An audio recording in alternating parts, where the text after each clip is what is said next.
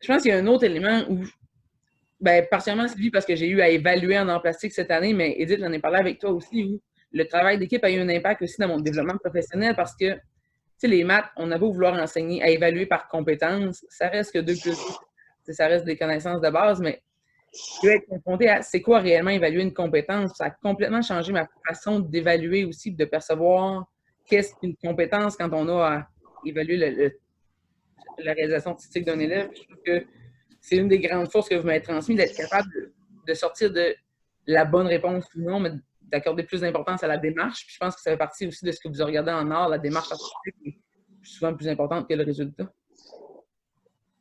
Ouais, c'est sûr que l'évaluation en art, ça n'a rien à voir avec 2 plus 2 égale 4, tu sais. Puis il y a quelque chose aussi que j'apprécie évaluer, puis en même temps, je déteste évaluer, là. Dans le sens, il y a tous les motifs qui rentrent en théâtre, je parle, là. Ben, probablement en art plastique aussi, là. Mais tu sais, la relation que tu as avec l'élève, le cheminement que tu vois qu'il a fait, c'est le moment où quand il répète, il se passe quelque chose, puis quand il représente, il y a une chose de plus, tu sais. C'est ce qui est un peu ingrat pour les élèves en art dramatique, dans le sens où quand ils présentent un spectacle devant un grand public, ben les gens dans la salle, ils savent pas d'où il est parti. Là. Fait que bref, ouais, l'évaluation, ça se fait vraiment à tous les jours, à tous les cours, en tout temps. Répétition, on est toujours en train d'évaluer. Je serais capable de donner ma note à mon élève avant même qu'il fasse sa présentation.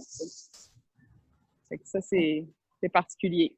Oui, je suis d'accord. Puis où on l'a vécu, Maude, cette année, mettons, par rapport à toi qui a manqué des cours, nous autres, c'est des situations d'apprentissage et d'évaluation, mais situations d'apprentissage. Fait que tu arrives pour évaluer, mais toi, comme enseignante, qu'est-ce que tu as dit?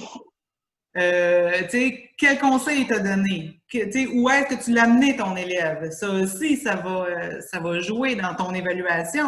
Moi, je peux pas dire, hey, il a vraiment mal fait sa perspective si je lui ai pas dit, oups, ça, regarde ça un peu, là. Oui, c'est là qu'on voit que le suivi de l'élève est vraiment important, particulièrement en art, parce que justement, j'ai eu à manquer beaucoup de périodes pour des rencontres, des formations un peu partout. Puis quand j'arrivais à évaluer, j'avais pas vu le processus, j'étais complètement incapable de l'évaluer, ce qui était un gros ce que je vis en maths habituellement où bah, donne-moi ta copie, je vais corriger ce que tu as fait. Puis j'avais posé un peu cette ouverture-là à me concentrer sur le processus de l'élève, mais c'est pas autant frappant en maths qu'en art. Ouais. Non, puis on peut pas appliquer ça partout. Puis je pense que c'est aussi le beau du système, dans le sens que c'est différent, puis il faut adapter de façon différente.